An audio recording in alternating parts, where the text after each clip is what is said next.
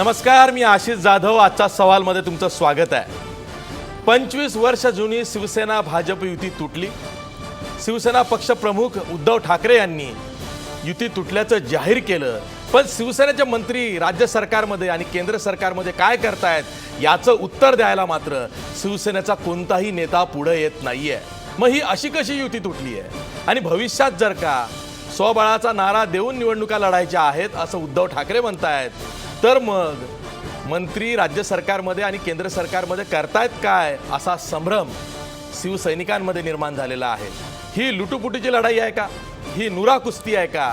की केवळ तोंड देखलेपणा करून एकमेकांच्या विरोधात लढून मैत्रीपूर्ण करार करून निवडणूक लढायची आहे आणि कल्याण डोंबिवली पॅटर्न पुन्हा मुंबईत अस्तित्वात आणायचा आहे, अशी काही सेना भाजपची चाल तर नाही ना, असा प्रश्न आता मतदारांना पडलेला आहे.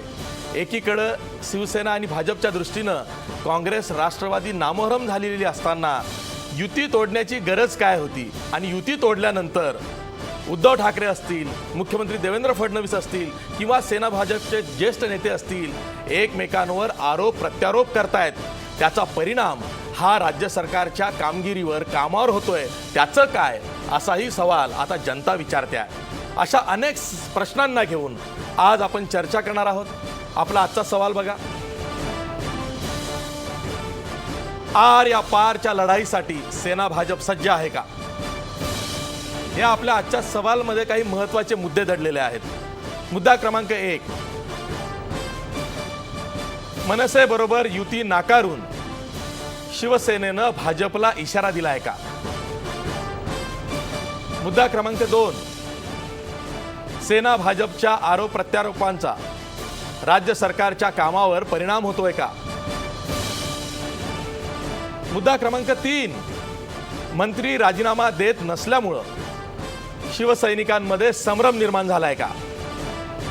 शेवटचा मुद्दा, मुद्दा क्रमांक 4, मुंबईतही कल्याण डोंबिवली पॅटर्नचीच पुनरावृत्ती होण्याची शक्यता दिसते का? हे होते चर्चेचे मुद्दे. आपण चर्चा करणार आहोत.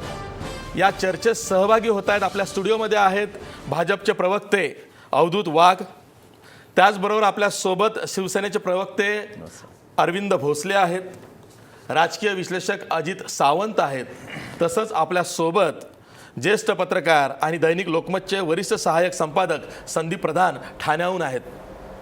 या चर्चेत सहभागी होण्यासाठी फोनलाईनवरनं कदाचित आपल्यासोबत मनसेचे नेते येऊ शकतात, पण ते येणारच किंवा नाही याविषयी मी सध्या काही सांगू शकत नाही. कारण उद्धव ठाकरेंनी स्वबळाचा नारा पुन्हा एकदा दिल्यामुळं, मनसेबरोबर युती करणार नाही म्हटल्यामुळं मनसेनं आपली तलवार मॅन केलेली आहे. जी ताळी शिवसेनेला देऊ केली होती ती पुन्हा खिशात घातली आहे. त्यामुळं मनसेचा कोणता नेता प्रतिक्रियेसाठी पुढे येईल हे आत्ताच सांगता येत नाही आहे. मी चर्चा सुरू करण्यापूर्वी नेमकं सेना भाजपमध्ये झालंय काय आणि ज्या पद्धतीचे आरोप प्रत्यारोप एकमेकांना इशारा देण्याचा प्रयत्न झालेला आहे तो कसा झालेला आहे ते आपण पाहणार आहोत. ही 25 वर्ष आमची सडल्यानंतर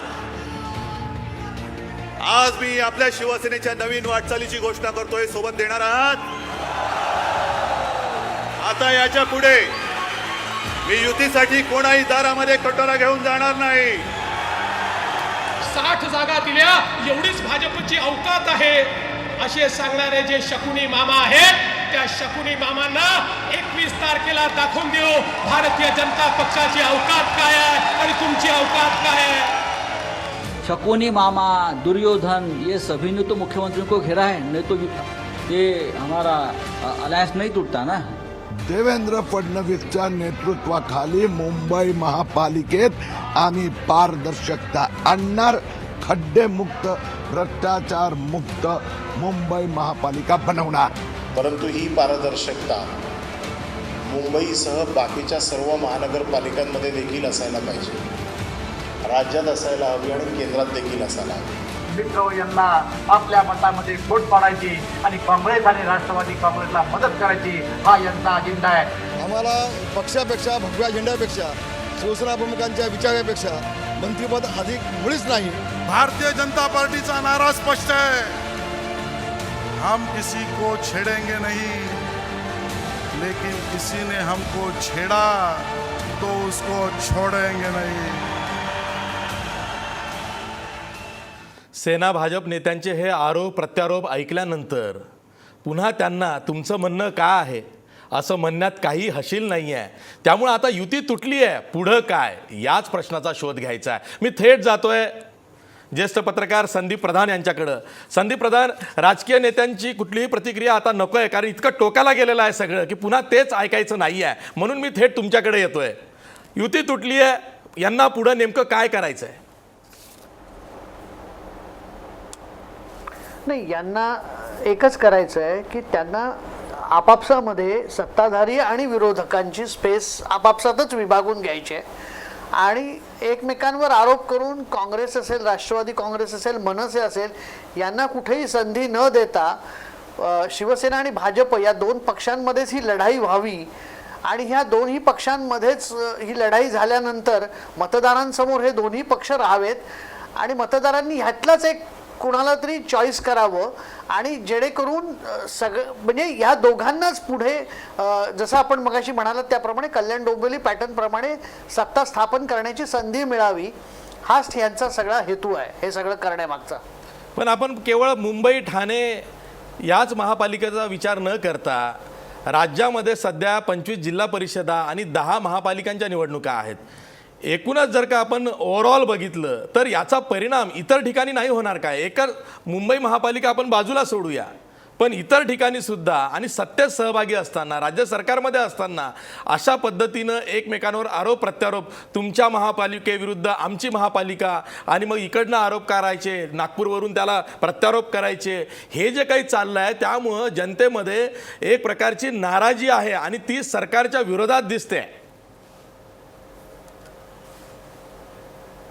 संदीप प्रधान आहे ना, प्रश्नच नाही. म्हणजे अशा या आरोपा प्रत्यारोपांमुळे जनतेमध्ये एक नाराजी निर्माण होते आणि जो असा एक मतदार असतो ना की ज्याचं मत ठरलेलं नाही, म्हणजे तो असा थेट शिवसेनेचा थेट भाजपचा मतदार नाही, तो त्या वेळेला मुद्दे बघून मतदान करण्याचा विचार करणारा असतो, तर तो मतदार अशा ह्याच्यात निराश होतो, तो बाजूला राहतो आणि असं मतदान आल्यामुळे जो निकालात फेरबदल होत असतो तो होऊच नये आणि आपलाच कमिटेड वोटर ताकदीने उतरवायचा आणि मतदान करून घेऊन जास्तीत जास्त जागा निवडून आणायच्या, हा सुद्धा या रणनीतीचा भाग असू शकेल.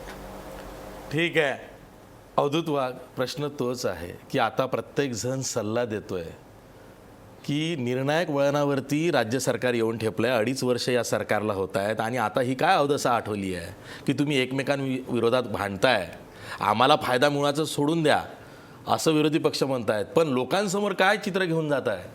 सर्वप्रथम तुम्ही म्हणालात की युती तुटली, तर युती तुटली नाही, युती झाली नाही हे अधिक योग्य स्टेटमेंट होईल. कारण लोकसभेमध्ये आम्ही एकत्र लढलो त्यावेळी युती होती आणि लोकसभेपर्यंतच युती होती. लोकसभेनंतर विधानसभेच्या निवडणुकांमध्ये शिवसेना आणि भारतीय जनता पार्टी हे वेगवेगळे लढले आणि त्यानंतर ज्या प्राप्त परिस्थितीमध्ये जे रिझल्ट्स आले त्या रिझल्ट्समध्ये जे उजवे विचारधारा होती, भारतीय जनता पार्टी आणि शिवसेना या उजव्या विचारधारेच्या लोकांनी येऊन सरकार बनवलं. मुख्यमंत्री महोदयांनी पण हे स्पष्ट केलेलं आहे की भारतीय जनता पक्षाचे जे विचार आहेत आणि शिवसेनेचे जे विचार आहेत हे विचारांमध्ये काही फारसा फरक नाही आहे. जो फरक आहे तो आचाराचा आहे आणि त्यामुळे आचाराच्या फरकासाठी पारदर्शकता हवी म्हणून हा आमचा एकमेव अजेंडा आणि एकमेव मुद्दा होता. त्या मुद्द्यावर आम्ही प्रस्ताव ठेवला होता. दुर्दैवाने तो प्रस्ताव पुढे सरकू शकला नाही आणि शेवटी आपल्याला असा निर्णय घ्यावा लागला की भारतीय जनता पार्टी आणि शिवसेना हे वेगवेगळे लढतील, स्वपक्ष बळावर लढतील आणि जो काही रिझल्ट येईल तो तुम्हाला 23 तारखेला मिळेल. मला असं वाटतं की आज संदीपजींनी जो मुद्दा मांडलेला आहे तसं काही नाही आहे. आज भारतीय जनता पार्टी आणि शिवसेनेला एकमेकांवर आरोप आणि प्रत्यारोप करून लोकांचं मतं घ्यायची याची काही गरज नाही. कारण आत्ता गेल्या 3-4 महिन्यामध्ये ज्या निवडणुका झालेल्या आहेत त्या निवडणुकांमध्ये भारतीय जनता पार्टी नोटाबंदीनंतर सुद्धा प्रथम क्रमांकाचा प्रश्न पक्ष म्हणून उदयाला आला आणि भारतीय जनता पक्षाला आणि शिवसेनेला, कारण हे दोघंही सत्तेमध्ये केंद्रामध्ये आणि विधानसभेमध्ये आहेत, म्हणून मी म्हणतो की भारतीय जनता पार्टी आणि शिवसेनेला मिळालेल्या मतांची, त्यांना मिळालेल्या नगराध्यक्षपदांची, त्यांना मिळालेल्या कॉर्पोरेटर्सची संख्या ही काँग्रेस आणि राष्ट्रवादीच्या संख्येपेक्षा कितीतरी अधिक आहे. त्यामुळे लोक आज सरकारच्या बाजूने आहेत, सरकारवर विश्वास ठेवून आहेत आणि महाराष्ट्रातलं देवेंद्रजी फडणवीस यांच्या नेतृत्वाखालील सरकार असो किंवा मोदी साहेबांच्या नेतृत्वाखालील केंद्राचं सरकार असो, या दोन्ही सरकारचा या स्थानिक स्वराज्य संस्थांमध्ये होणाऱ्या निवडणुकांचा काही संबंध नाही आहे. या निवडणुकांचे रिझल्ट काही लागले तर या दोन्ही सरकारला काही फरक पडत नाही आहे.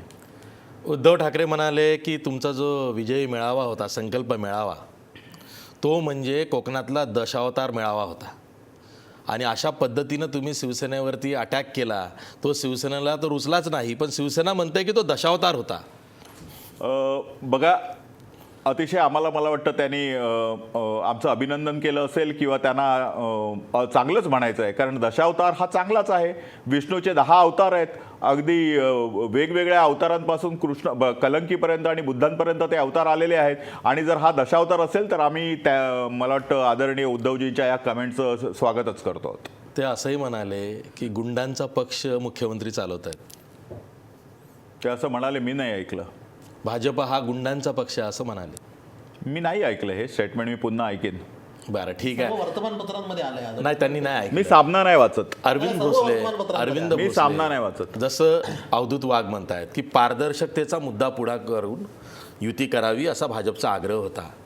हे पहिले मुख्यमंत्री आहेत ज्यांनी मुंबई महापालिकेवरती चौकशी लावली, SIT नेमली आणि मुंबई महापालिकेतल्या भ्रष्टाचाराची चौकशी लावली. आणि आताही मुख्यमंत्री म्हणतायत की जे काही काम असेल पालिकेचं ते पारदर्शकतेनंच व्हावं म्हणून आम्ही हा आग्रह धरला. पण शिवसेनेला मात्र ते रुचलं नाही आणि शिवसेना केवळ आणि केवळ खंडणी मागणाऱ्यांचा पक्ष आहे असंही मुख्यमंत्री भाषणात म्हणाले. सर, लोकसभेच्या निवडणुकांना आता 3 वर्ष होत आली आणि विधानसभेच्या निवडणुका होऊन आता 2.5 वर्षांचा कालावधी लोटत आला आहे. परंतु वस्तुस्थिती जी आहे, सत्यस्थिती जी आहे त्याच्याकडे दुर्लक्ष केल्यामुळे आणि केवळ त्याची ओरबडून घ्यायची एक मानसिकता, एक भूमिका असल्यामुळे या युतीची जी एक पारदर्शक चर्चा होती ती पुढे जाऊ शकली नाही. कारण लोकसभेच्या नंतर या राज्यामध्ये अनेक निवडणुका झाल्या, त्यातल्या आत्ता मध्यंतरी नगराध्यक्षपदाच्या निवडणुका सुद्धा झाल्या. परंतु त्याच्या आधी ज्या काही विविध महानगरपालिकांच्या इलेक्शन झाल्या, निवडणुका झाल्या महाराष्ट्राशी संबंधित, त्या इलेक्शन समजा आपण पाहिल्या तर कल्याण डोंबिवली असेल, त्या परिसरामध्ये भाजपचे 3 आमदार आहेत, शिवसेनेचे 1 आमदार आहे. परंतु असं असतानासुद्धा शिवसेनेचा नगरसेवकांचं संख्याबळ त्या महापालिकेमध्ये हे 32 वरून 54वरती जात आहे. नवी मुंबई महानगरपालिकेमध्ये 111 समजा जागा आहेत. मागच्या वेळेला तिथे भाजप साधारणतः 22 जागा लढली होती, परंतु 1 नगरसेवक आला. शिवसेना साधारणतः तिथे 78 जागा लढली होती, तिथे 17 आमचे नगरसेवक होते. आणि आत्ताच्या महापालिकेला सुद्धा आपण पाहिलं तर भाजपने 44 जागा तिथे लढली. विधानसभेच्या निवडणुका झाल्यानंतर ज्या नवी मुंबईमध्ये भाजपच्या आमदार आहेत मंदा म्हात्रे, त्या ठिकाणी 44 जागा भाजप लढली आणि जेमतेम 5 जागा समजा भाजपला मिळाल्या. शिवसेना त्या ठिकाणी फक्त 63 जागा लढूनसुद्धा शिवसेना 39 जागांमध्ये पोहोचली. रात्राला विषय असा, ही केवळ मुंबई किंवा महाराष्ट्रातली परिस्थिती नाही आहे. आपण पाहिलं असेल की ज्या लोकसभेच्या आणि विधानसभेच्या जागांचा हवाला देऊन किंवा त्याचा संदर्भ देऊन ज्या स्वरूपामध्ये चर्चा होत होती, ते मानसिकता तो राजंडा ठरून आलेली लोकं होती.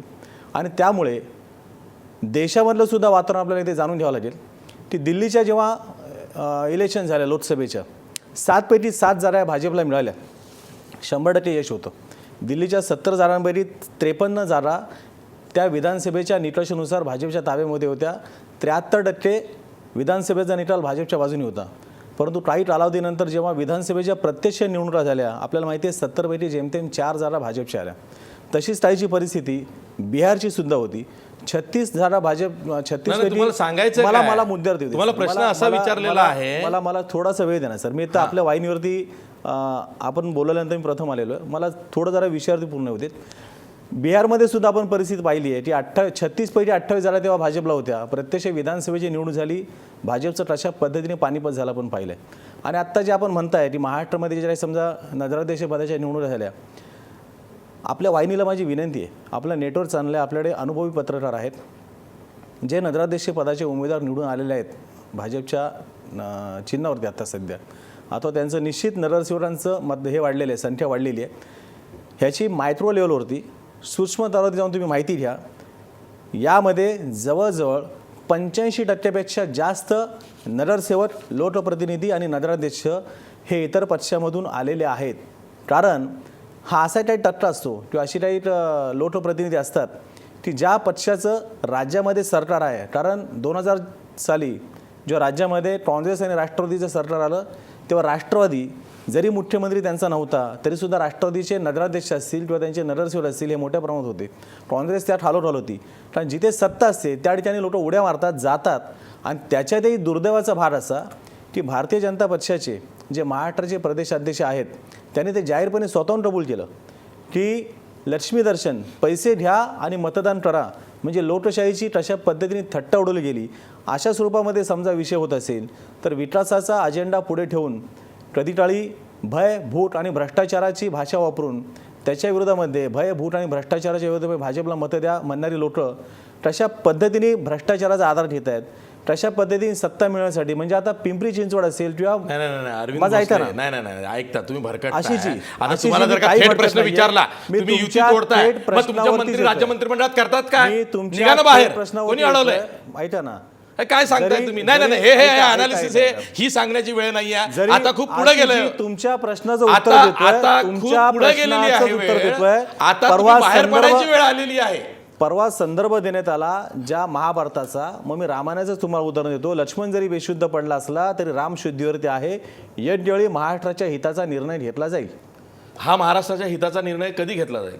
योग्यवेळी म्हणजे 23 फेब्रुवारीला योग्यवेळी महाराष्ट्राच्या हिताचा निर्णय घेतला जाईल. वंदनीय शिवसेना प्रमुखांच्या आशीर्वादाने पक्षप्रमुख मान्य उद्धव साहेब हे महाराष्ट्राच्या हिताचा निर्णय घेतील. अजित सावंत, प्रश्न हाच आहे, हे दोघेही ज्या पद्धतीनं भांडतायत, शिवसेना आणि भाजपचे नेते, राज्य सरकारच्या प्रतिमेवरती खूप मोठा आघात झालेला आहे. म्हणजे ज्या दिवशी उद्धव ठाकरेंनी युती तोडल्याची घोषणा केली की 25 वर्ष आम्ही युतीत सडलो म्हणाले आणि आता इथून पुढं प्रत्येक निवडणूक आम्ही स्वबळावर लढणार आणि आता इथून पुढं आम्हाला भाजपशी काही घेणं देणं नाही असं तेव्हा म्हणाले, तेव्हा आतापर्यंत जो गवगवा सगळा चालला होता ना की भक्कम सरकार, भक्कम मुख्यमंत्री, 100% भाजप, हे सगळं पत्त्यासारखं कोलबडून पडलं. आज अशी वेळ आहे की भाजपचे नेते आधी शिवसेनेचे नेते काय म्हणतात हे बघतात आणि मग रिॲक्शन देत आहेत. नाही, आपण म्हणालात की राज्य सरकारच्या प्रतिमेवरती आघात झालेला आहे, परिणाम झालेला आहे. मला आपल्याला सांगायला पाहिजे की हे सरकार स्थापन झाल्यापासून ज्या पद्धतीच्या घोषणा त्यांनी केल्या होत्या की राज्य लुटणारे राष्ट्रवादी काँग्रेसचे नेते त्यांना आम्ही जेलमध्ये घालणार, मग किरीट सोमय्यांसारखा म्हणाला की दिवाळी यावेळेला अजितदादा पवार आणि सुनील तटकरेंची भुजबळांसोबत जाणार. तेच लोक त्यावेळेला सरकार स्थापन करताना कोणी मागितला नव्हताना तरी राष्ट्रवादी काँग्रेसचे लोक पाठिंबा जाहीर करून मोकळे होतात.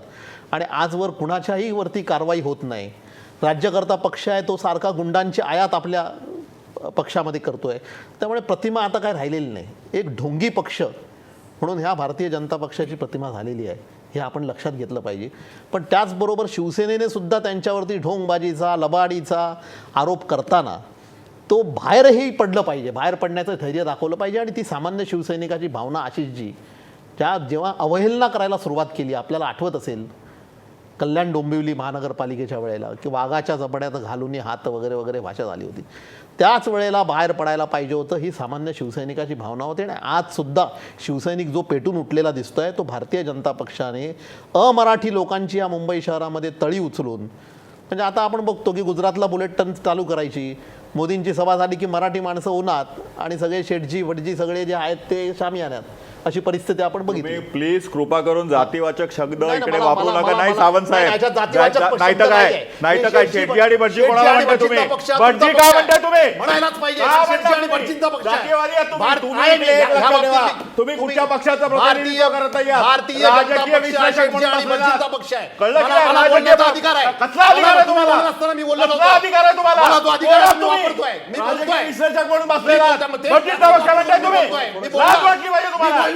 लाज वाटली पाहिजे. अरे मला कसली तुम्हाला लाज वाटली पाहिजे? राजकीय विश्लेषक म्हणून बसले आहेत. कसले राजकीय विश्लेषक म्हणून? आपण मुद्दा पुढे नेऊया. सतत जातीयवादी शब्द शेटजी आणि भटजी म्हणजे काय?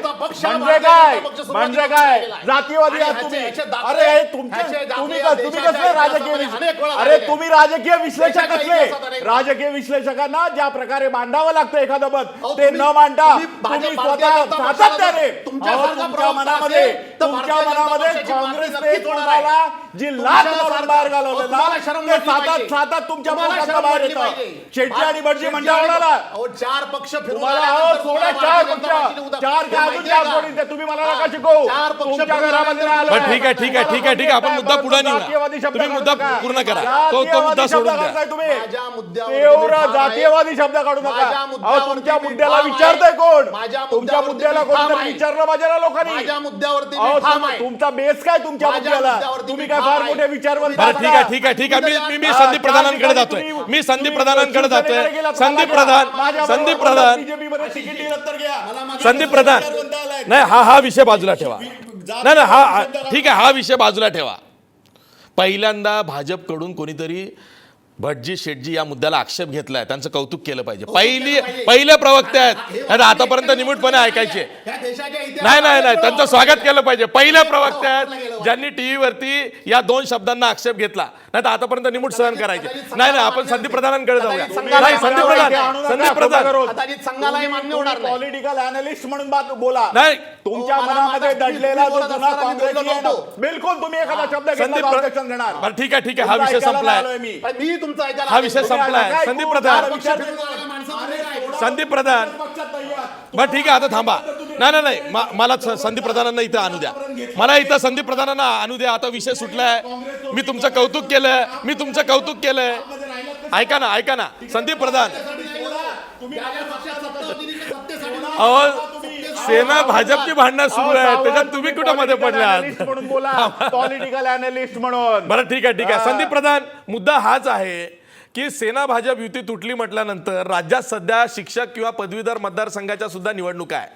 तिथं हा संभ्रम निर्माण झालेला आहे की जर का भाजपचा उमेदवार असेल तर मग शिवसेनेचा पाठिंबा कोणाला, असा जो संभ्रम निर्माण झालेला आहे वेगवेगळ्या पातळींवरती, त्याचा परिणाम हा राज्य सरकारवर सुद्धा होतोय.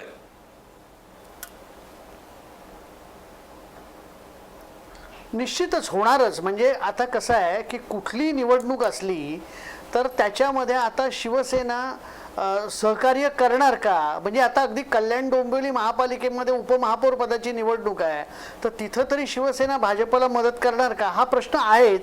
आणि एक लक्षात घेतलं पाहिजे की कसं आहे की ह्यांचा जो मतदार आहे, म्हणजे शिवसेनेचा असेल भाजपचा असेल, हा भावनिक असा एक मतदार आहे. तो भावनेच्या वरती मतदान करणारा आहे. आणि मला नाही वाटत की त्यांचा ह्या मतदाराला हे सगळं जे काही सुरू असतं, ज्या भाषेमध्ये हे सगळे दोघे एकमेकांवरती आरोप करतायत प्रत्यारोप करतायत, ते काही आवडतं असं अजिबात नाही.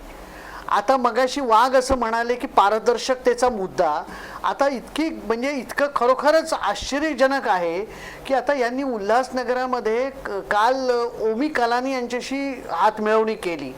आता भाजपला पहिल्यांदा महाराष्ट्रामध्ये जे यश मिळालं 95 साली, त्याचे जे सगळे शिल्पकार आहेत गोपीनाथ मुंडे जे आज आपल्यामध्ये नाही आहेत, तर त्यांची सगळी लढाईचमुळे कलानी आणि हितेंद्र ठाकूर आणि यांच्याशी होती. त्यांच्याच माध्यमातून त्यांनी शरद पवारांचं शरसंधान केलं होतं. आणि आज त्याच नेत्यांना घेऊन हे आज उल्हासनगरामध्ये निवडणूक लढवणार आहेत आणि शिवसेनेला पराभूत करण्यासाठी त्यांचा प्रयत्न चालला आहे. त्यामुळे माझं काय म्हणणं आहे की कुठल्या पारदर्शकतेबद्दल आपण बोलतो आहोत आणि अशी वेगवेगळ्या पक्षामधली जर टेंटेड माणसं आपण घेऊन जर समजा तिथली सत्ता काबीज करणार असू आणि आपले जास्त नगराध्यक्ष आले किंवा जास्त महापालिका आपल्याकडे आल्या म्हणून जर सांगणार असू, तर मला असं वाटतं की मग राष्ट्रवादी काँग्रेस आणि भाजप यांच्यामध्ये फरक काय? हाच मुद्दा आहे. आपण राष्ट्रवादी काँग्रेसवरती अशी टीका करत होतो की टेंटेड लोक आहेत, तर मग आज आपल्यामध्ये आणि त्यांच्यामध्ये फरक काय? आणि आणि आणि संघाचे जे जुने सगळे कार्यकर्ते आहेत, स्वयंसेवक आहेत, जे भाजपशी जोडले गेलेले आहेत, त्यांना या सगळ्याबद्दल काय वाटतं?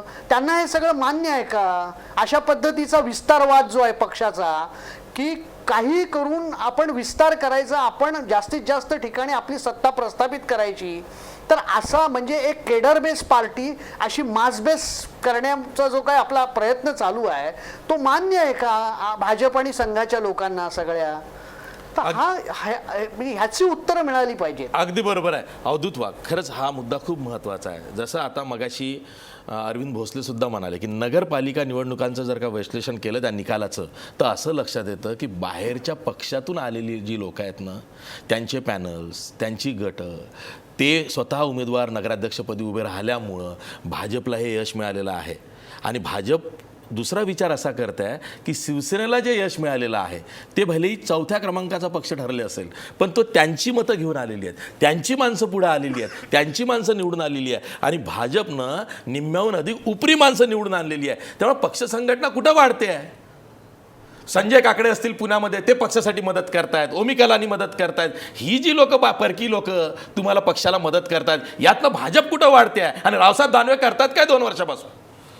आता स्थानिक स्वराज्य संस्थांमध्ये कुठच्या गटतटाला समोर घ्यायचं आणि पुढे जायचं आणि मग नगरपालिकेची इलेक्शन असो, जिल्हा परिषदेची किंवा पंचायत समिती असो, हा एक वेगळा विषय आहे. कारण ही विधिमंडळं नाही आहेत. ज्यावेळी विधिमंडळाची लढाई असते, विधानसभेची लढाई असते किंवा लोकसभेची लढाई असते त्यावेळी ती विचारांची लढाई असते. कारण त्याच्यामध्ये कायदे मंडळ असतं, एक कायदा बनवावा लागतो. परंतु स्थानिक स्वराज्य संस्थांमध्ये गटर, मीटर आणि वॉटर इथपर्यंतच मर्यादित कार्यक्षेत्र असतं. स्थानिक स्वराज्य संस्थांमध्ये होणारं मतदान हे स्थानिक जे प्रश्न असतात त्याला निगडीत असतं. आज कसं झालेलं आहे की आधी अंड की आधी कोंबडी असा प्रश्न झालेला आहे. ज्यावेळी येणं प्रकारेनं आपल्या हातामध्ये ज्यावेळी सत्ता येते त्यावेळी तोही सत्ता हातात आल्यानंतर आपली विचारधारा त्या सत्तेच्या माध्यमातून त्या लोकांवर आपण पसरवू शकतो. पण जर लोकच आपल्याकडे नसतील तर आपण आपले विचार कोणाला सांगायचे? ज्याप्रमाणे एखाद्या वर्गामध्ये एखादा कितीही हुशार वर्ग शिक्षक असेल तर समोर जर मुलं नसतील तर तो काय फळ्याशी बोलत बसणार का? तर त्यामुळे कित्येक वेळा पक्ष संघटनेमध्ये सुद्धा असा एक विचार येतो की आपण आधी मॉब जमवूया, आधी आपण लोक जमवूया आणि नंतर ती जी लोक आहेत, शेवटी ती लोक सुद्धा या देशातलीच आहेत, ती पण महाराष्ट्रातलीच आहेत, ती पण आपले नागरिकच आहेत. कदाचित ते गुंड असतील, कदाचित ते चुकीच्या मार्गाने गेले असतील, कदाचित ते यापूर्वी राष्ट्रवादी काँग्रेस आणि काँग्रेसमध्ये गेले असतील आणि तिकडच्या नेत्यांनी त्यांना काहीतरी चुकीचं दाखवलं असेल. परंतु आज जर ते आपल्याकडे येत असतील आणि त्यांना जर आपण चांगल्या मार्गाने वाटचाल करायला शिकवत असेल तर वाय नॉट, अशा प्रकारचं आहे. आणि यामध्ये जे काही चुका समजा झाल्या असेल, 100 ठिकाणी आम्ही कार्यकर्त्यांना घेतले, 1-2 ठिकाणी चुका होत असतील तर 1-2 ठिकाणी चुका झाल्या त्या पण आमच्या ज्यावेळी लक्षात आल्या त्यावेळी पण आम्ही त्या लोकांना बाहेरचा रस्ता दाखवला. मुद्दा नंबर 1. मुद्दा नंबर 2, इतर पक्षातनं येणारी लोक जी आहेत त्या सर्वांना तिकीट देण्याचा काही प्रश्नच नाहीये. कार्यकर्ते म्हणून ते काम करत आहेत. भारतीय जनता पक्षामध्ये आतापर्यंत या 3 फेजमध्ये झालेल्या निवडणुकांमध्ये एकाही ठिकाणी बंडखोरी झाली नाहीये, हे आपण लक्षात घ्या. त्यामुळे भारतीय जनता पक्षामध्ये गेली कित्येक वर्ष काम करत असलेली जी मंडळी आहेत त्यांनी कुठं बंडखोरी केलेली नाहीये. अवधूत वाघ, आपली विचारधारा न सोडणारा पक्ष, संघानं घालून दिलेल्या चौकटीत राहणारा पक्ष म्हणून भारतीय जनता पक्षाची ओळख आहे. तशी कार्यपद्धती आतापर्यंत राहिलेली आहे. आणि सत्ता आल्यानंतर हे काय नवीन की उपऱ्यांना घेऊन आपला पक्ष वाढवावा? मला संदीप प्रधान यावरच तुम्हाला विचारायचं, हे काय चाललंय भाजपमध्ये? नाही असं आहे. आता ते असं बोलता म्हणतायत की स्थानिक स्वराज्य संस्थेच्या निवडणुकीमध्ये वैचारिक मुद्दा असत नाही. म्हणजे हे तर खूपच धक्कादायक आहे ना. म्हणजे स्थानिक स्वराज्य संस्थांच्या निवडणुकीमध्ये कुणाशीही युती केली, काहीही विचार, कुठल्याही विचारधारेच्या माणसाची युती केली. अहो, ही माणसं कशासाठी येत आहेत तुमच्याकडे? ती सत्ता नुसती आहे म्हणून नाही, तर गृह खातं भाजपकडे आहे म्हणून येत आहेत. आणि आज ते तुमच्याकडे आहे, उद्या समजा तुमची सत्ता नसेल तर ते उठून निघून जाणार. आज जसे ते राष्ट्रवादीकडे गृह खातं नाही म्हणून तिकडून उठून आले तसे तुमच्याकडून उठून जाणार. त्यांना गृह खात्याचं संरक्षण हवं आहे. जे कुणी टेंटेड लोक आहेत, ज्यांच्यावर गुन्हे आहेत, ज्यांच्या केसेस चालू आहेत, त्या सगळ्यांना तुमचं संरक्षण हवं आहे, गृह खात्याचं संरक्षण हवं आहे म्हणून ते आलेले आहेत. बाकी त्यांना काही इंटरेस्ट नाही. त्यांच्या स्थानिक स्वराज्य संस्थांच्या निवडणुकात निवडून येण्याची क्षमता आहे, त्याचा फक्त तुम्ही वापर करताय, बाकी काही नाही आहे. पण तिथं म्हणजे ह्याचा अर्थ भाजप वाढला असा होत नाही. ही एक प्रकारे पक्षाला आलेली सूज आहे, हे तरी आपल्याला मान्य आहे की नाही? अगदी बरोबर आहे, पक्षाला आलेली सूज आहे. अरविंद भोसले, तुम्हाला काय म्हणायचं आहे लवकर? अशी जी पार्टी विथ डिफरन्स म्हणतात ना, की एक वेगळा पक्ष, म्हणजे कधीकाळी या पक्षाच्या बाबतीमध्ये असं त्यांचं बोधवाक्य होतं की प्रथम राष्ट्र, फिर संघटन और अंत में हम. पहिल्यांदा राष्ट्र, मग माझा पक्ष आणि नंतर शेवटी मी. आणि अशा अनुषंगाने वाटचाल करणारा पक्षाची सध्या परिस्थिती काय आहे हे भाजपचे प्रवक्ते अवधूत वाघ यांनीच नमूद केलं. फार बरं झालं. आणि ही चढलेली सूज आहे हे आता वरिष्ठ पत्रकार प्रधान म्हणाले नाही त्याला अवधूतजी. आता दुसरा विषय असा की जेव्हा केंद्रामध्ये हा पक्ष सत्तेमध्ये आला, आपण सर्व साक्षीदार आहात की केंद्रात सत्तेत आल्यानंतर जगातला हा एकमेव मोठा पक्ष ठरला हे आपण विसरतोय. गिनीज बुक ऑफ वर्ल्ड रेकॉर्डमध्ये नोंद व्हावी म्हणून बरेचसे प्रयत्न चालले होते. मिसकॉल द्या आणि पार्टीचा सदस्य व्हा या स्वरूपातली योजनांनी चालू केली होती. आपण ज्या विभागामध्ये आता बसलोय, कॉल सेंटर बसून लोकांनी मेंबरशिप केली पुढे आल्यानंतर, बस मला त्याच मुद्द्यावर द्यायचं आहे. आपण ज्या विभागामध्ये बसलोय, मी जी माहिती घेतली भाजपकडून समजा, तर प्रभाग क्रमांक समजा 199 या परिसरामध्ये साधारणतः एक 42,000 मतदार आहेत. 42 पैकी या प्रभागातून जवळजवळ साधारणतः 10,500 कॉल गेले. मतं किती मिळाली हा शंकेचा विषय. मुंबईतून कोट्यवधी फोन गेले, मतं किती मिळाली हा विषय. आणखीन समजा छोटंसं उदाहरण देतो. नवी मुंबई महापालिका, ज्या नवी मुंबई महापालिकेमधून जवळजवळ साधारणतः 4.5 लाखाच्या आसपास समजा कॉल जात आहेत, त्या ठिकाणी भाजपला मतं मिळतात किती, तर साधारणतः 33,000पर्यंत. म्हणजे ह्यांचेच कार्यकर्ते यांना मतदान करत नाही असा त्याचा अर्थ काढायचा, हे त्यातून निघतं आहे. आणि त्यामुळे आत्ता जो विषय झाला की म्हणजे सत्तेसाठी कुणाशीही कशीही तुम्ही तडजोड करा. आणि जसं प्रधानजी म्हणाले की द्रोह खातं ह्यांच्याकडे असल्यामुळे जे काही गुन्हेगार आहेत ते गुन्हेगार त्यांच्याकडे येत आहेत. पिंपरी चिंचवड असेल, पुणे असेल किंवा महाराष्ट्रामधल्या इतर अनेक राज्यांमध्ये किंवा जिल्ह्यांमध्ये किंवा शहरांमध्ये आपण पाहत आहे की जे जे पाकीटमार आहेत तिथपासून बलात्कारांपर्यंत ज्यांच्यावरती गंभीर स्वरूपाचे गुन्हे आहेत, अशी मंडळी आज दुर्दैवाने मुख्यमंत्र्यांच्या बाजूला दिसतात. आणि मग वेळ प्रसंगी प्रसारमाध्यमांनी त्यावरती आक्षेप नोंदवल्यानंतर सांगतात तो चुकून शिरला होता, त्याने तो दुपट्टा ठेचून घेतला, डाळे घातला, इतकं लंगडं समर्थन केलं जातं. मुळात म्हणजे द्रोह खात्याच्या कारवाईपासून वाचून घेण्यासाठीच ह्या मंडळींनी त्यांना तो प्रवेश द्यायला सुरुवात केलेला आहे.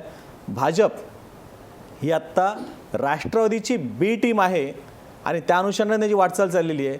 कारण ज्या ज्या ठिकाणी शिवसेनेच्या युतीची चर्चा थांबली त्यातलं प्रमुख कारण असं होतं की चर्चेला आलेली मंडळी ती भाजपची नव्हतीच, ते होते राष्ट्रवादीवाले किंवा इतर पक्षातून आलेले. आणि ते येऊन ज्या पद्धतीपूर्वी युतीची बोलणी व्हायची इथं खेळीमेळीची आणि विश्वासाच्या वातावरणामध्ये, ती न होता थेट ज्या स्वरूपामध्ये अशी काय लूटमारीची किंवा वेगळ्या स्वरूपातली भाषा चालू होते, तर तशी बार्गेनिंगला डायरेक्ट सुरुवात करायची. आणि म्हणून अनेक ठिकाणी ह्या चर्चा थांबल्या.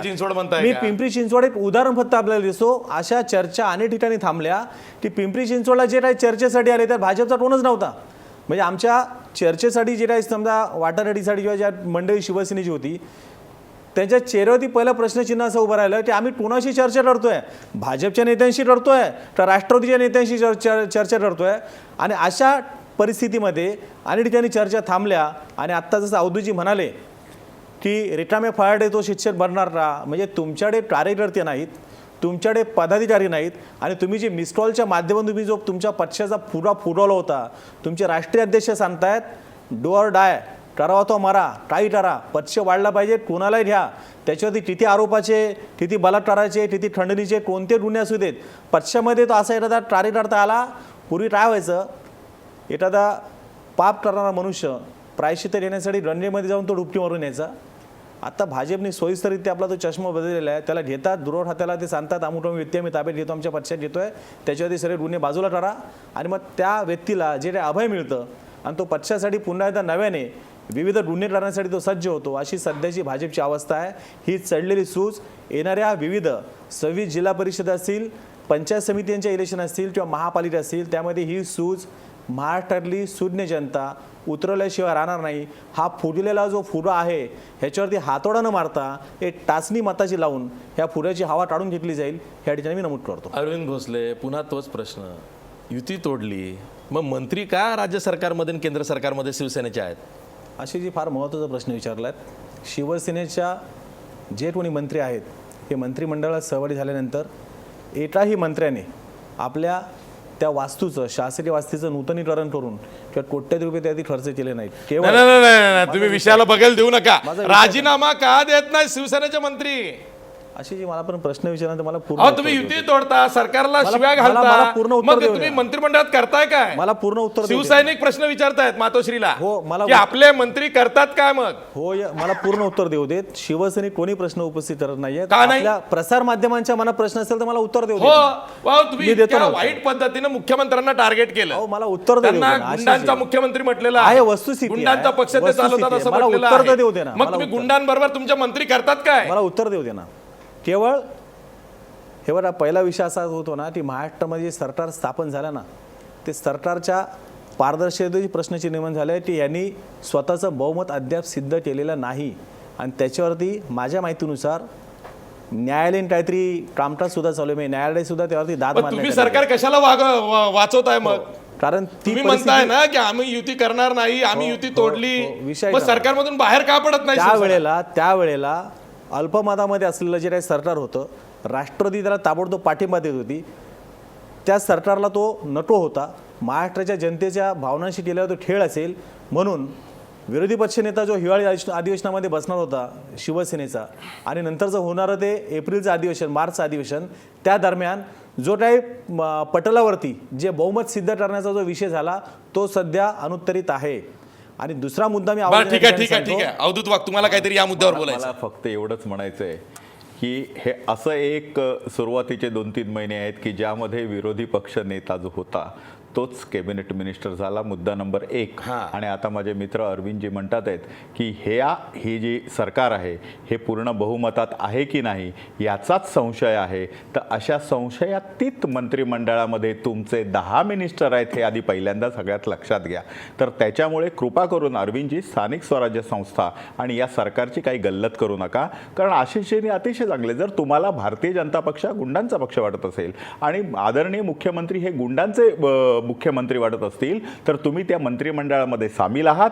तुम्ही आम्हाला काय शिव्या घालायच्या त्या घाला, पण कृपा करून रामदास कदम असोत किंवा दिवाकर रावते असोत किंवा तुमचे सुभाष देसाई असोत यांना तरी तुम्ही तरी गुंड म्हणू नका. शिवसेना जेव्हा एक बोट भाजपकडे दाखवते तेव्हा 4 बोटं स्वतः शिवसेनेकडे येत आहेत. अरविंद भोसले, आपण याच मुद्द्यावरती खरं तर चर्चा करायला पाहिजे की युती तुटली आहे असं वारंवार सांगितलं जात आहे, स्वबळाचा नारा दिला जातोय. मग शिवसेनेचे मंत्री राज्य सरकारमध्ये आणि केंद्र सरकारमध्ये करतात काय, यावरच पुन्हा आपण चर्चा करणार आहोत. पण ब्रेक नंतर, ब्रेकवर जाता जाता आपला प्रश्न बघा. आरपारच्या लढाईसाठी सेना भाजप सज्ज आहे का? 62% लोक म्हणतायत होय, आरपारच्या लढाईसाठी सेना भाजप सज्ज आहे. पुन्हा भेटूया ब्रेक नंतर.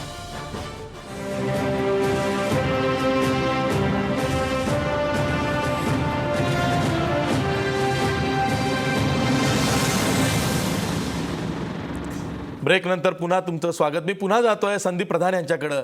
संदीप प्रधान, 1985 पासून मुंबई महापालिकेवरती शिवसेनेचा भगवा आहे. मधला 5 वर्षाचा अपवास सोडून द्या, 1992 ते 97 तेव्हा काँग्रेसमधला मुरली देवरा गटानं ती बाजी, ती किमया केली होती आणि तेव्हा सेनेची सत्ता गेली होती. आता तुम्हाला अशी काही संधी दिसते का सेना भाजपच्या भांडणामध्ये काँग्रेसचा काही फायदा होऊ शकतो अचानकपणे? नाही आशिष, त्याच्यात थोडीशी मी बॅकग्राऊंड एक सांगतो. एक लक्षात घेतलं पाहिजे, 1990 साली राज्यामध्ये अल्पमतातलं काँग्रेसचं सरकार आलं शरद पवार यांच्या नेतृत्वाखाली. आणि त्याचं कारण असं होतं की त्यावेळेला शरद पवार आणि राजीव गांधी यांचा संघर्ष सुरू होता आणि त्यामुळे एक राजकीय वर्तुळात अशी चर्चा होती की कुठंतरी आपलं महत्त्व वाढवण्यासाठी काँग्रेसमधले शरद पवार यांनी अल्पमतातलं सरकार स्थापन केलं किंवा ते तशी व्यवस्था केली. कारण अपक्ष खूप निवडून आले होते आणि जे अपक्ष निवडून आले तर त्याच्यामध्ये शरद पवार यांना मानणाऱ्यांची संख्या होती. त्यावेळेला विरोधी पक्षनेतेपद शिवसेनेकडे आलं आणि मनोहर जोशी विरोधी पक्षनेते झाले आणि छगन भुजबळ नाराज झाले. म्हणजे शिवसेनेतल्या फुटीचं जे बीज आहे ते तिथे रोवलं गेलं. पण एक जाणीव शिवसेनेला आणि भाजपला झाली की आता आपली सत्ता येऊ शकते. आपल्याला लक्षात येईल की 90ची निवडणूक होण्यापूर्वी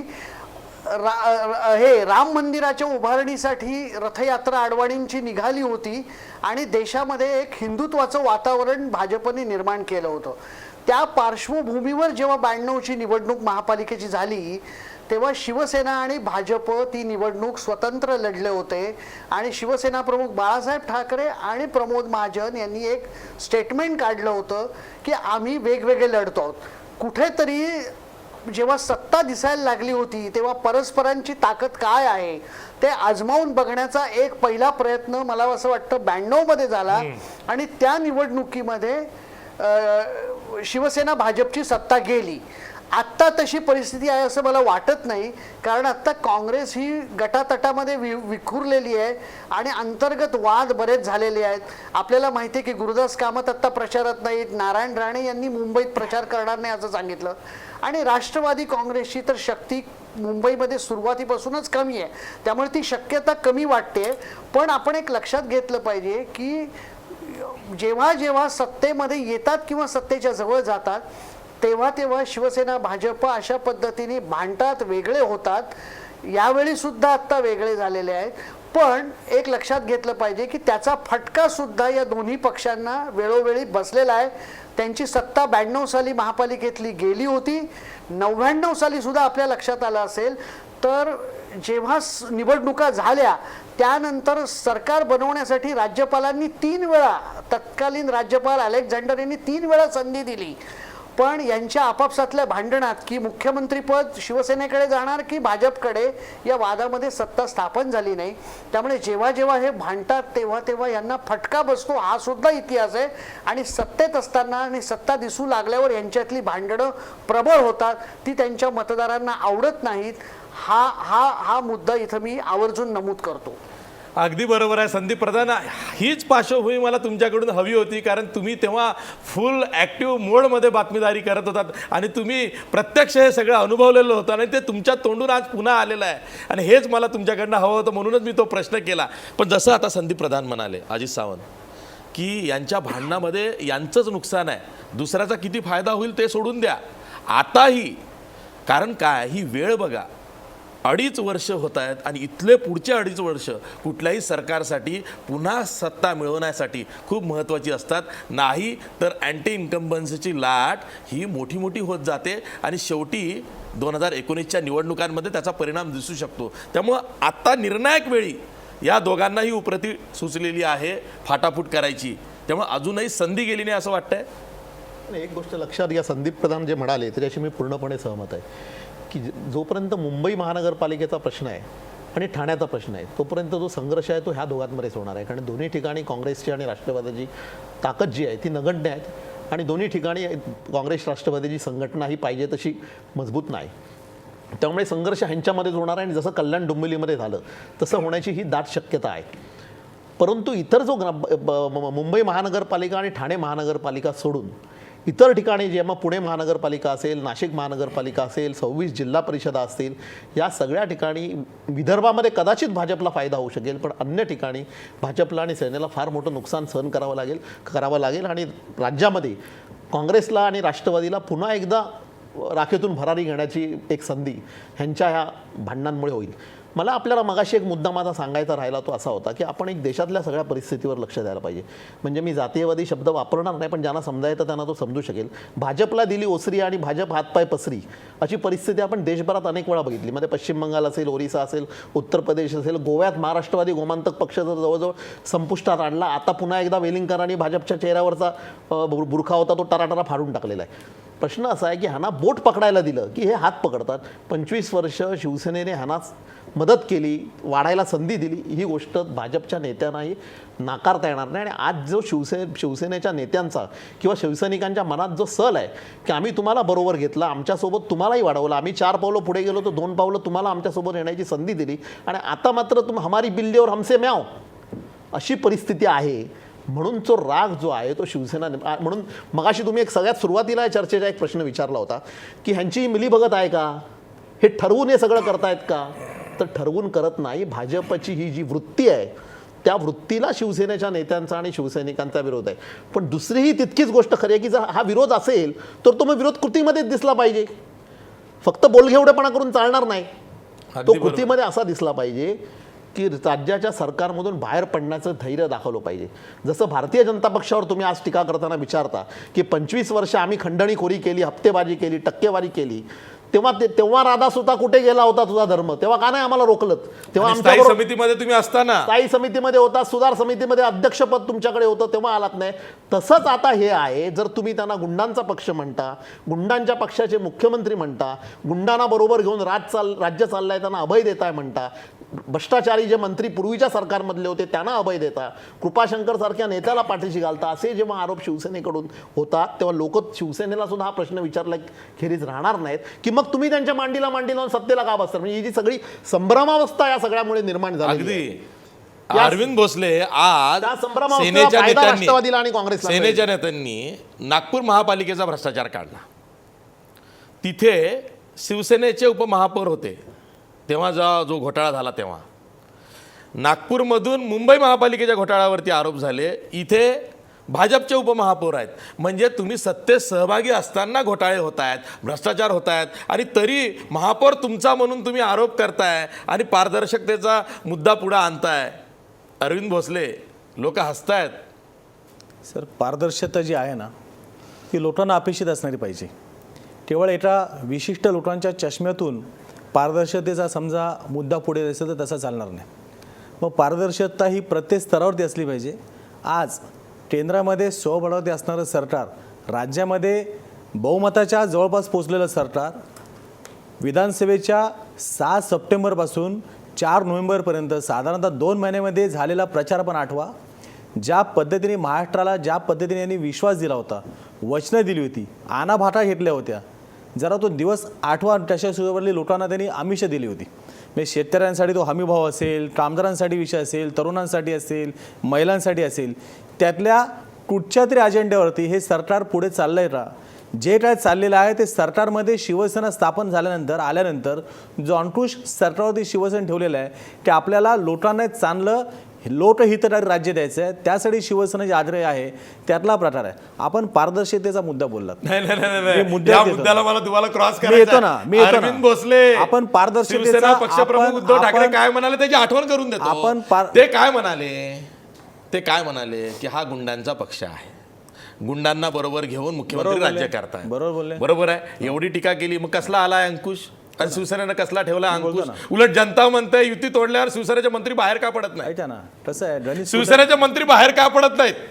अशी जी पारदर्शकतेच्या मुद्द्याला मी परत येतो, परंतु छोटीशी ओळ आपल्या एवढी सांगतो, गणित सोडत नाही म्हणून कोणी पाठी फोडत नसतं. कळलं?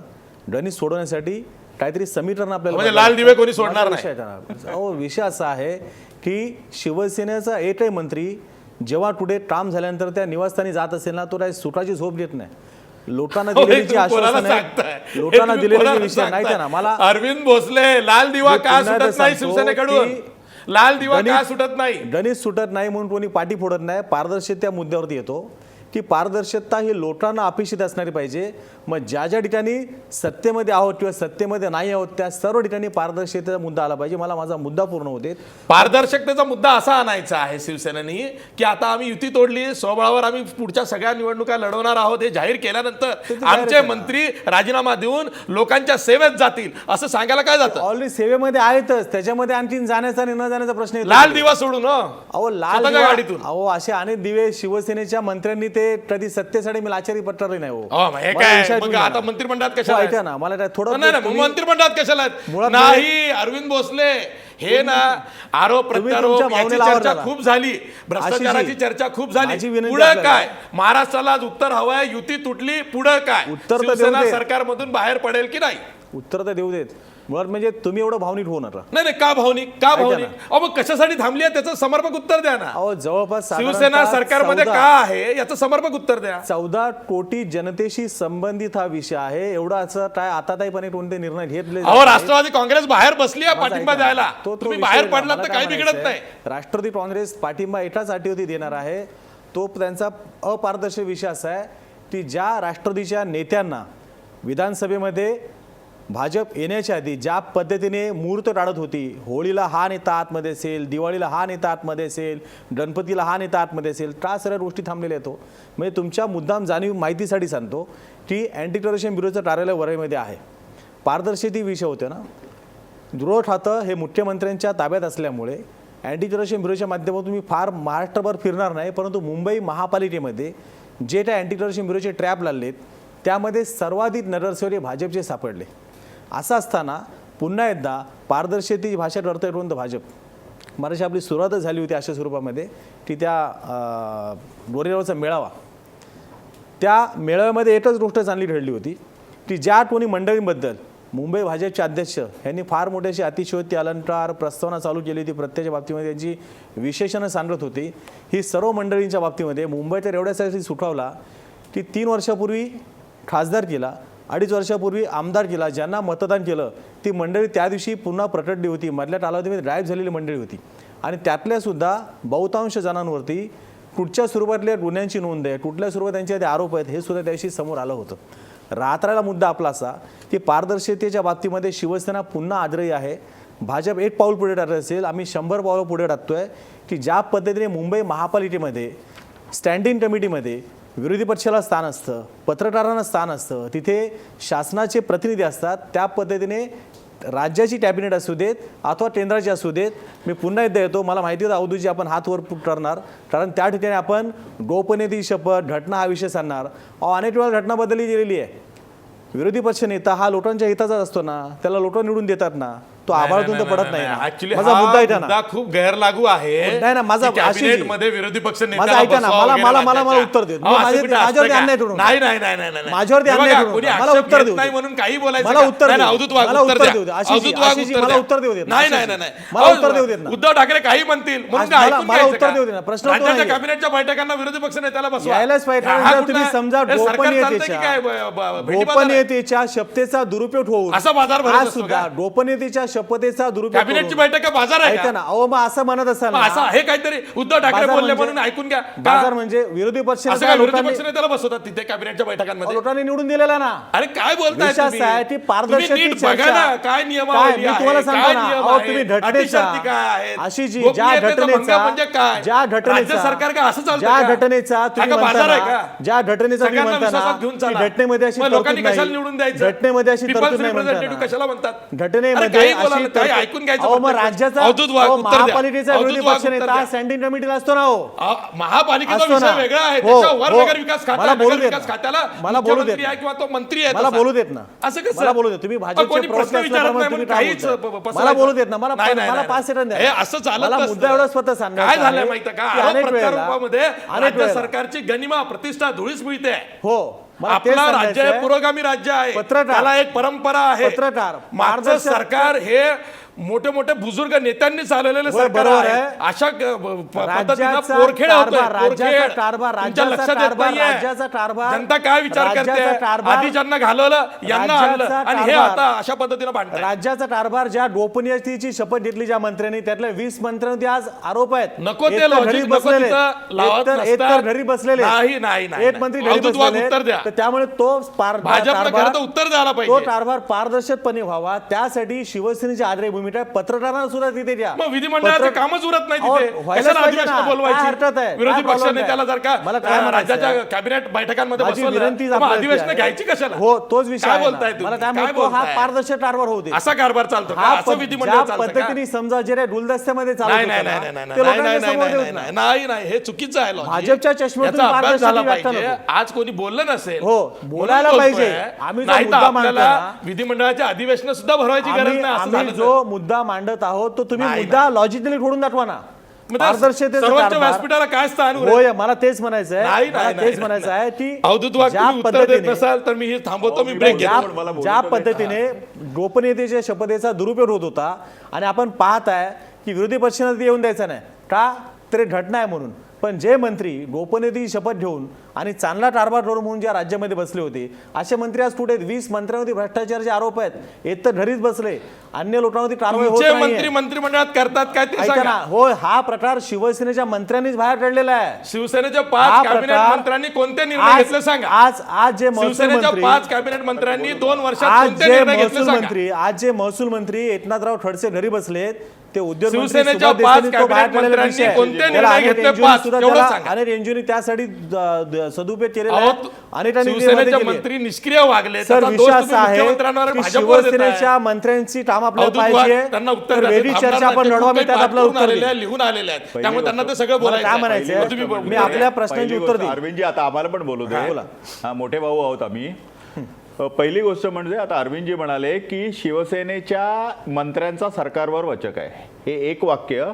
आणि ह्या सरकारमधले मुख्यमंत्री आम्हाला कामच करू देत नाहीत, आम्हाला काही अधिकारच नाही, हे त्यांचं दुसरं वाक्य. आता नाही, या असं दोन बोलू वाक्यांची सांगड कशी घालायची मला कळत नाही. दुसरी गोष्ट, मी सुरुवातीलाच म्हणालो की स्थानिक स्वराज्य संस्थांचं राजकारण वेगळं असतं आणि विधिमंडळ, मग ते विधानसभा असो किंवा लोकसभा असो, जिकडे कायदे बनतात, कायदे मंडळ आहे तिकडचा दुर्दैवाने ज्यांचा जीव फक्त मुंबई महानगरपालिकेमध्ये अडकलाय आणि ज्यांना मुंबई महानगरपालिकेच्या पलीकडचं काही कळत नाही, त्यांना विधिमंडळ आणि विधिमंडळामधलं कामकाज, लोकसभेतलं कामकाज आणि त्याच्यामध्ये असलेल्या घटना याबद्दल काहीतरी माहिती असावी असं मला मुळीच वाटत नाही. पारदर्शकतेची आमची भूमिका अशी आहे की ज्यावेळी आपण टेंडरिंग पूर्वी करायचो ते आता ई टेंडरिंग झालं पाहिजे. त्याच्यामधल्या अटी आणि शर्ती लोकांसाठी माहिती असल्या पाहिजेत. 2014ला ज्यावेळी देवेंद्रजी फडणवीस यांचं सरकार आलं त्यावेळी मुंबई महानगरपालिकेमध्ये सर्वप्रथम प्रोक्युरमेंट प्लॅन आणायचं काम जर कोणी केलं असेल तर या UD डिपार्टमेंटने केलंय. टेंडर यायच्या आधी 15 दिवस ते संपूर्णच्या संपूर्ण टेंडर वेबसाईटवर टाकायचं, त्याच्यावर सर्व सूचना आणि हरकती मागवायच्या आणि त्या सूचना आणि हरकतींचा अभ्यास करून टेंडर रिपेअर करायचं आणि ते पुढे करायचं. हे मुंबई महानगरपालिकेमध्ये जर कोणी केलं असेल ते आमच्या आदरणीय देवेंद्रजी फडणवीस यांच्या UD डिपार्टमेंटने केलं आहे. इथे ज्यावेळी सेन्सर्स लावलेले आहेत तुमच्या काय म्हणतात त्याला म्युन्सिपल सॉलिड वेस्टला, आम्ही सेन्सर्स लावल्यानंतर, आम्ही वे ब्रिज लावल्यानंतर आम्हाला कळलं की आतापर्यंत जवळजवळ 27% जास्त वजन हे गेल्या वर्षी बाहेर टाकण्यात आलं.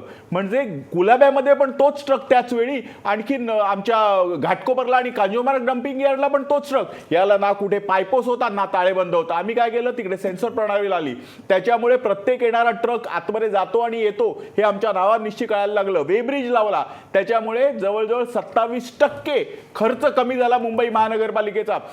पाण्यामध्ये आता आम्ही फ्लो मीटर लावून प्रत्येक ठिकाणी पाणी गळती काम करायचं काम केलेलं आहे. नंतर तुमचं रस्ते घोटाळ्यामध्ये काम करून रस्ते घोटाळ्याची स्पेशल इन्क्वायरी लावायचं काम केलेलं आहे. मलनिसरणाची इन्क्वायरी मी तुम्हाला सांगतो, मी स्वतःच्या हाताने मुख्यमंत्र्यांना लेटर दिलं. लवरो पंपिंग स्टेशनमध्ये 400 कोटी रुपयाचा घोटाळा होता. मुख्यमंत्र्यांनी ताबडतोब त्याला स्टे दिला. आणखी माननीय म्युन्सिपल कमिशनरला लेटर दिलं की या सर्वच्या सर्व टेंडरची चौकशी करा.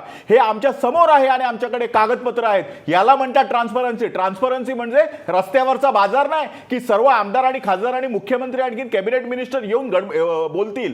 या देशाच्या या महाराष्ट्रातल्या लोकांना काय हवं आहे आणि काय नाही हे आपल्या संसदीय लोकशाही मार्फत, आमदारांमार्फत मंत्र्यांपर्यंत पोहोचतं आणि नंतर तिकडे साधक बाधक विचार होऊन नंतर ते पाडो. ट्रान्सपरन्सी म्हणजे काय, जर एखादा कायदा करायचा असेल तर त्या कायद्याची रूपरेषा लोकांना आधी कळली पाहिजे, लोकांच्या हरकती आणि सूचना आल्या पाहिजेत आणि या 10 कोटी आणि 12 कोटी लोकांचं जे काही मत आहे त्या कायद्यात रूपांतरित झालं पाहिजे. तुम्हाला ट्रान्सपरन्सी काय करणार? अजित सावंत, मला हाच प्रश्न विचारायचा आहे.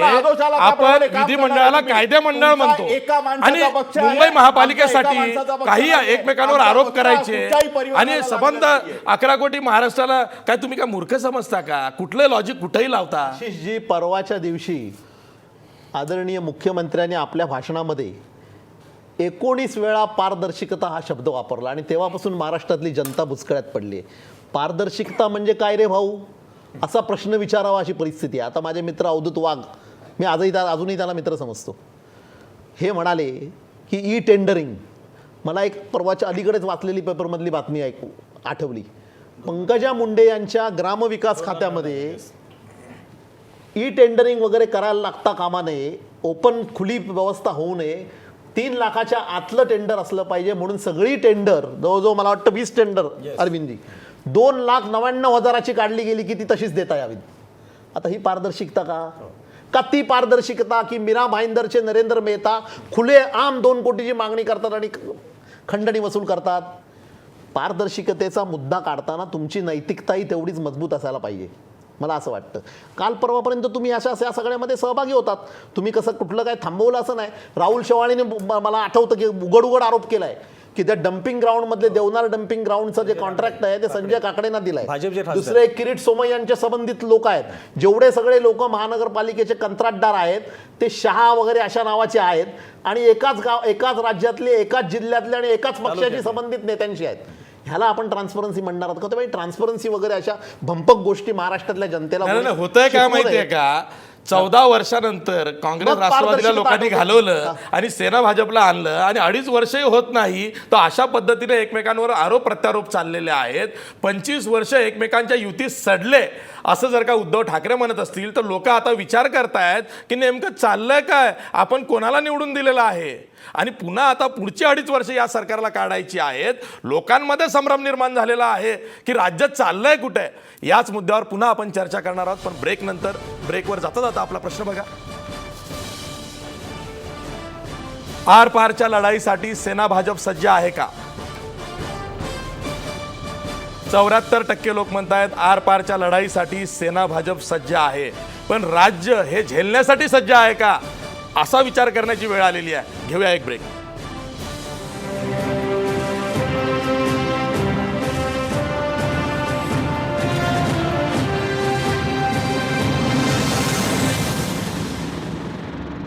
ब्रेक नंतर पुन्हा तुमचं स्वागत. मी थेट जातोय संदीप प्रधान यांच्याकडं. संदीप प्रधान, आपण चर्चा ऐकली आणि आपण चर्चा सुरू करतानाच या मुद्द्याला हात घातलेला आहे की युती तुटली आहे. दोघांनी मान्य केलेलं आहे. दोघंही म्हणतात आम्ही आता पुढं स्वबळावरच लढणार आहोत, एकमेकांशी युती करणार नाही आहोत. म्हणून आपण आज एकमेकांवर आरोप करण्याची संधी सेना भाजपला दिली नाही आणि मग पुढं काय या मुद्द्यावरती चर्चा सुरू केली. आता मला तुम्हाला पुन्हा शेवटी विचारायचं आहे की अशा पद्धतीनं जर का 23 फेब्रुवारीपर्यंत एकमेकांवर आरोप प्रत्यारोप हे करत राहिले तर संबंध राज्यामध्ये या सरकारविषयी एक प्रकारचा संभ्रम निर्माण होणार नाही का? आणि त्याचा फटका हा 2019 लक्षात घेऊन या दोन्ही पक्षांना पक्ष संघटनेत म्हणा किंवा स्वतःचा अजेंडा पुढे रेटण्यात म्हणा बसणार नाही का? नाही, निश्चितच लोकांमध्ये संभ्रम असा निर्माण होणार आहे की आता बघा, शिवसेना असं म्हणते की हे जे भाजपचे लोक आहेत सगळ्या गुंडांना घेत आहेत. हे म्हणतायत की यांनी इथं भ्रष्टाचार महापालिकेमध्ये केला. दोघेही म्हणतायत की आम्ही युतीमध्ये 25 वर्ष सडलो. मग माझं म्हणणं असं आहे की आत्ता जे राज्य सरकारमध्ये युती करून आहेत तर त्याच्यामध्ये काय गरज आहे पुन्हा असं स्वतःला सडवून घेण्याची? माझं म्हणणं असं आहे की या निवडणुकीमध्ये तुमचे प्रत्येकाचे आरोप हे जर खरं वाटावे असं वाटत असेल लोकांना आणि ही नुराकुस्ती वाटू नये असं जर तुम्हाला वाटत असेल तर एक तर शिवसेनेने स्वतः सत्तेतून बाहेर पडावं आणि निकालाच्या दिवसापर्यंत थांबावं. समजा निकालाच्या दिवशी असं झालं की शिवसेनेची पुन्हा सत्ता येते आणि त्यांना भाजपची गरज आहे तर त्यांनी असं जाहीर करावं की आम्हाला युती करण्याशिवाय पर्याय नाही. जरी आमचं युती करण्यामुळे आम्ही सडणार असलो तरी सुद्धा आम्ही आता महापालिकेत पण पुन्हा युती करतो आणि आम्ही पुन्हा सरकारमध्ये जातोय. बरं, समजा शिवसेनेला सत्तेचा मोह आवरत नसेल तर अवधूत वाघ यांनी मुख्यमंत्र्यांना सांगावं की या सगळ्या मंत्र्यांना आत्ता बाहेर काढा. तर हे ते करणार आहेत का नाही हे महत्त्वाचं आहे. कारण त्यामुळे काय होतंय, ह्यांच्या आरोपांना एक म्हणजे जे नैतिक वजन प्राप्त व्हायला हवं तेच होत नाहीये. कारण एकीकडे सरकारमध्ये एकत्र बसलेत आणि महापालिकेच्या निवडणुकीमध्ये परस्परांवरती आरोप करतायत. हे कसं काय लोकांनी समजून घ्यायचं? म्हणजे लोकांना काही कळत नाहीये की हे काय चाललंय. सरकारमध्ये एकत्र आणि बाहेर मात्र आरोप करतायत प्रत्येकावर. तर माझं म्हणणं असं आहे, 20-25 दिवसाचा प्रश्न आहे. शिवसेनेने बाहेर पडावं सत्तेतून आणि अवधूत वाघ यांनी मुख्यमंत्र्यांना सांगून यांना 20 दिवस बाहेर ठेवावं. तर अवधूत वाघ यांच्या या पारदर्शकतेच्या विधानाला एक नैतिक अधिष्ठान प्राप्त होईल. अगदी बरोबर आहे, होत नाहीये. त्यामुळे अगदी बरोबर आहे. बघा अरविंद भोसले, जसं संदीप प्रधान म्हणताय की तुमच्या मंत्र्यांनी आपले राजीनामे मुख्यमंत्र्यांच्या टेबलावर ठेवून स्वतःला सस्पेंड करून घ्यावं आणि अवधूत वाघ ते तुम्हाला सांगतायत की मुख्यमंत्र्यांनी म्हणा तुमचे राजीनामे माझ्याकडे आणा, मी 23 तारखेपर्यंत ते सस्पेंड ठेवतो, तुम्ही तुमच्या घरी जा बंगल्यांमधून शासकीय आणि लाल दिवे आमच्याकडे परत द्या. असं होऊ शकत नाही का अरविंद भोसले? अवधूत वाघ मराठी म्हणाले की काही पक्षांना किंवा काही लोकांना मुंबईच्या पलीकडे दिसत नाही. याच राज्याचा मुख्यमंत्री शिवसेनेने दिलेल्या महाराष्ट्राच्या जनतेने दिलेल्या मतदानानंतर आणि महाराष्ट्रामध्ये शिवशाही त्या कालावधीमध्ये आली. याच शिवसेनेने हिंदुस्थानचं जे सर्वोच्च पद आहे लोकसभेचं, ते भूषवलेलं आहे लोकसभेचा अध्यक्ष म्हणून. अर्थात अवधूजींना ते आठवत नसेल, कारण त्यावेळेला ते दुसऱ्या पक्षामध्ये होते. मला हे पण आठवतं की त्यावेळी भारतीय जनता पक्षाचं सरकार होतं आणि भारतीय जनताच्या पाठिंब्याने मनोहर जोशी सभापती झाले होते, तुमच्या स्वतःच्या ताकदीवर नाही. अरविंद भोसले, तुम्ही का फिरून मनोहर जोशी ज्यावेळी मुख्यमंत्री झाले होते, मूळ प्रश्नाला बघायला देऊ नका.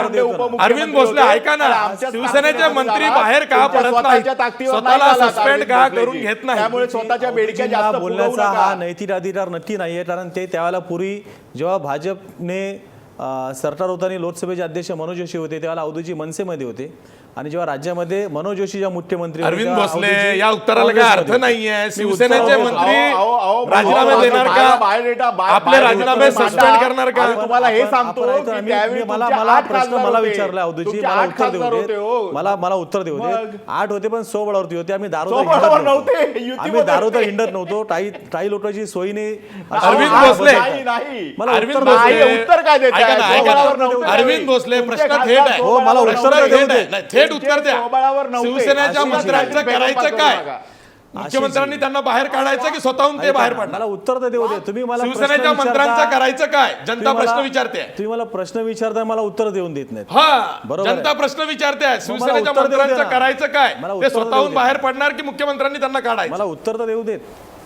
फक्त तो उत्तर द्यायच्या आधी थोडा प्रस्तावना खूप लांबवत आहे. हो, आधीचा मी संदर्भ एवढा की अवधूजींना त्याबद्दल बोलण्याचा नैतिक अधिकार नव्हता. माझ्या नैतिकतेचा सोडा तुम्ही. राहिला स्वतः वसंत सेना काँग्रेसने तयार केलेली, तुम्ही मुस्लिम लीग बरोबर युती केलेली आहे, तुम्ही काँग्रेस बरोबर युती केलेली आहे, जम्मू काश्मीरमध्ये घेऊन उभे राहिला, जम्मू काश्मीरमध्ये आपण घेऊन उभे राहिला, तुम्ही कोणाला नैतिकतेच्या गप्पा सांगताय? जम्मू काश्मीरमध्ये तुम्ही प्रजा समाजवादी पक्षाबरोबर युती केलेली आहे. अहो, तुम्ही समान नागरिक कायद्याचा अधिकार, समान नागरिक कायदा, समान नागरिक कायद्याचा, जॉर्ज फर्नांडिस समान नागरिक कायद्याची काय सांगताय? जी RSS ची भावना आहे, तुम्हाला काँग्रेसने समान नागरिक कायद्याला विरोध करणारा मुफ्ती मोहम्मद सईद गोष्टी आम्हाला सांगा. अरविंद भोसले, तुम्ही उगीच लांबचं बोलू नका, पार्श्वभूमी सांगू नका. मग हे असं होतं, तुमच्यावरच बुमरांग होतं. बघा, म्हणजे ज्या पक्षाने लंडन बद्दल लष्कराला आपल्या भारतीय सैन्याला ठार केल्याचं समर्थन केलं, अशा पक्षावर तुम्ही जम्मू काश्मीरमध्ये आज सत्तेमध्ये. अरविंद भोसले, तुम्ही थेट प्रश्नाचं उत्तर द्या ना. पार्श्वभूमी एवढी सांगता, मग ते तुमच्यावरच बुमरांग होतं. तुमच्या प्रश्नावरती येतो मी की या राज्यामध्ये 14 कोटी लोकसंख्या आहे आणि महाराष्ट्र हे कधीकाळी देशामध्ये नंबर 1चा राज्य होतं. आणि अशा देशाच्या बाबतीमध्ये महत्त्वाची भूमिका बजावणारं हा राज्य हे महाराष्ट्र, ह्याच्या बाबतीमध्ये अशी आताताईपणे भूमिका घेऊन चालणार नाही. जे त्या महाराष्ट्राच्या हितात असेल तो निर्णय धोरणात्मक निर्णय आहे. तो शिवसेनेचे पक्षप्रमुख जे विश्वस्त आहे महाराष्ट्राचे, ते पक्षप्रमुख उद्धव साहेब याबद्दल योग्य निर्णय घेतील. सध्या महाराष्ट्राच्या हिताची भूमिका लक्षात घेता, ज्याला संपूर्ण महाराष्ट्रातून जोरदार समर्थन मिळत आहे, असं तुम्हीच म्हणताय. लास्ट कॉमेंट आपण आपल्या वृत्तवाहिनीच्या आपण एक प्रश्न विचारला होता की 2019ला या दोन्ही पक्षांना फटका बसेल का?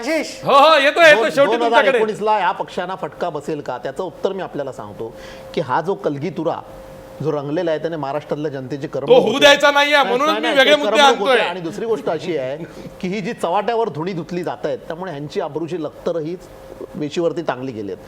प्रश्न असा आहे की मुंबई महानगरपालिकेमध्ये कदाचित संजय निरुपमांची काँग्रेस या संधीचा फायदा उठवू शकणार नाही, कारण ते नामोहरम झालेत, गलित गात्र झालेत.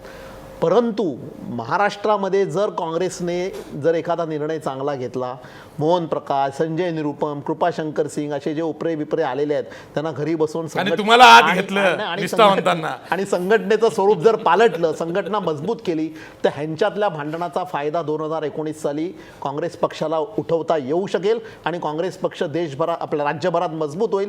त्याची ही सुरुवात आहे असं मी समजतो. 1999ला राष्ट्रवादी काँग्रेस आणि काँग्रेस सत्तेवर आली, 15 वर्ष सत्तेवर राहिली. परंतु 2002 साली झालेल्या कॉर्पोरेशनच्या इलेक्शनमध्ये, 2007 साली झालेल्या कॉर्पोरेशनच्या इलेक्शनमध्ये काँग्रेस आणि राष्ट्रवादी ही वेगवेगळी लढलेली आहे आणि तरी पण त्यांचं सरकार टिकलं आहे.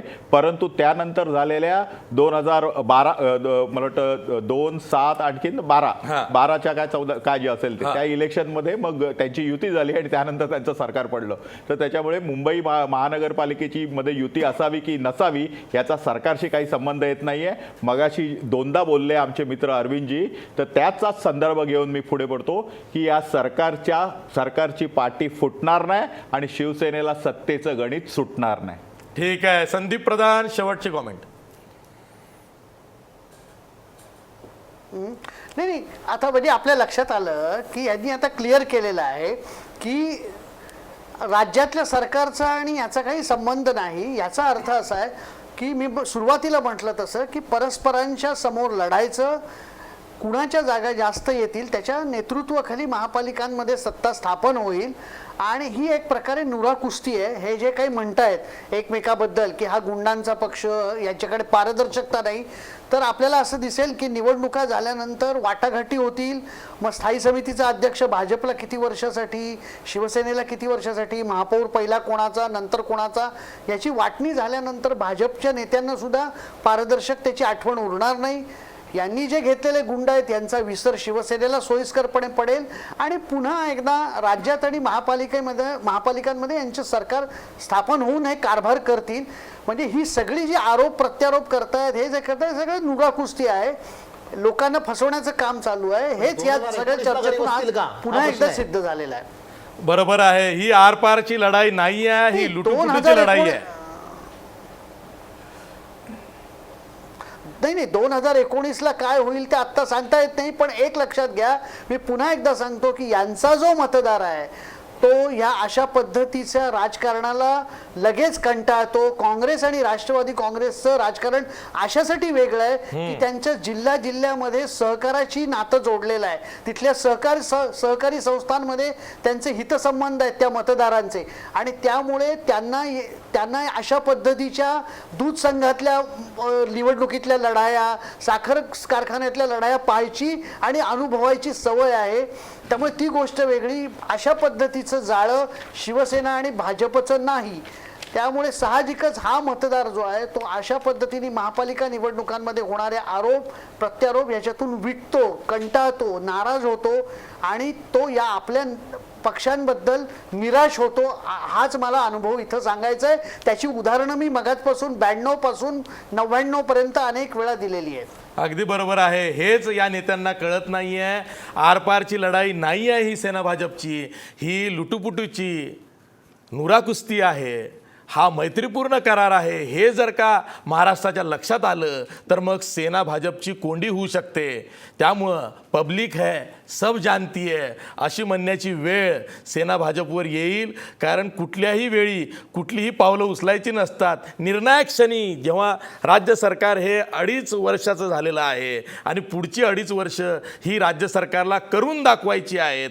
मुख्यमंत्र्यांनी जवळपास 50 प्रकल्पांची डेडलाईन 2019 सांगितलेली आहे. अशा वेळी सरकारची गाडी रुळावरून खाली उतरणं असं चित्र निर्माण होणं हे राज्याच्या हिताचं नाही. हे तरी सेना भाजपनं लक्षात घेतलं तरी खूप होईल. आज इथंच थांबूया. पण जाता जाता आपला प्रश्न बघा. आरपारच्या लढाईसाठी सेना भाजप सज्ज आहे का? 74% लोक म्हणतायत होय, आरपारच्या लढाईसाठी सेना भाजप सज्ज आहे. पण महाराष्ट्र सज्ज आहे का हाही प्रश्न, त्याचं उत्तर अजून मिळालेलं नाही. त्याचाही आपल्याला कधीतरी शोध घ्यायचा आहे. आज इथंच थांबूया. पहा फक्त महाराष्ट्रावर.